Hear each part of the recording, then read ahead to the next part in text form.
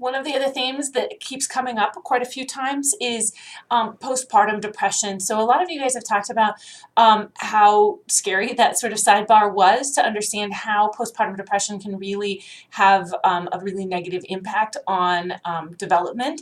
And this is really, really important. And I think we're finally having an open and honest conversation about what is postpartum depression. But there's still a lot of stigma around postpartum depression, because one of the biggest symptoms of postpartum depression, we all know some of those really sort of notorious cases of postpartum depression where the mother, drowned all, I forget what there were, 5 or 6 kids in Texas. Do you remember that? It's probably 10 years ago, where a mother suffering from postpartum depression drowned all of her children in the bathtub. And it was really, that might have been a starting point, but there was still at that time a lot of skepticism about, like, why would a mother do that?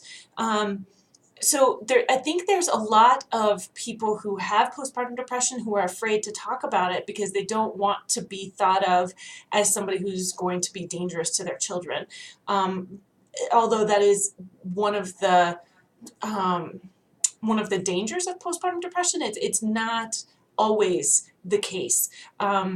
Feelings of inadequacy, feelings that you're not capable of taking care of a baby, feeling like you would do harm to yourself or the baby. Those are all symptoms of postpartum depression, or not feeling attached to the baby. Like, everybody's like, oh my gosh, look at that baby, they're so amazing. And you're kind of like, oh, they're okay.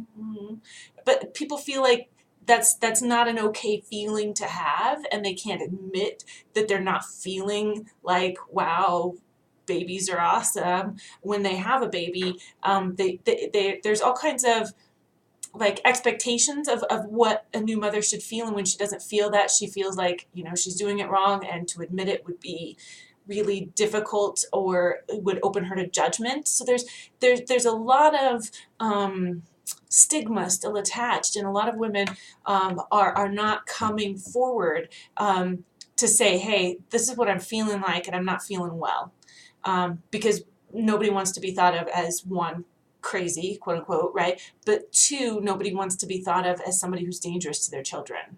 Okay. There's a group, now I'm going to forget the name of it. I'll find it and I'll link it for you guys. But there's a group that is sort of having this conversation and sort of revolutionizing how women think of postpartum depression and think of postpartum anxiety. And a lot of practitioners don't distinguish between the two of those things. So that they can get the help that they need to be the parents that they want to be. And this is really, really important. Somebody mentioned, I forget who it was, somebody had mentioned, do antidepressant drugs really help them? And the answer is yes, because postpartum depression is a bit different than other kinds of depression, because it is generally temporary. And it happens because of the enormous hormonal shift and swing that happens when you give birth. So these normal chemical changes that are happening in the body, for some women, it causes a chemical imbalance, which leads to that depression and or anxiety. And so the antidepressants that are given to women who are postpartum, they are very effective, and they are oftentimes very short term. And unlike, gosh, I wish I could remember whose it might have been, but they were talking about their own experience with taking an antidepressant and how it made them feel, kind of zombie-ish and sluggish and not really great. Again, that's a difference between a case of mild depression and a case of postpartum depression. Postpartum depression is purely a chemical response, whereas mild depression, there's new research that shows that antidepressants are not terribly effective, and there's other things that are more effective, such as meditation and exercise. and talk therapy and those sort of things. So in fact, if you know somebody who is postpartum and maybe feeling depressed, I'll give you guys the link that's like a checklist. And some of the symptoms on the checklist, I can't encourage you enough to take a look at this, because if everybody knows somebody who has a baby or is going to have a baby, and this is an important checklist to understand and talk about, because the impacts of not treating it can be really, really significant.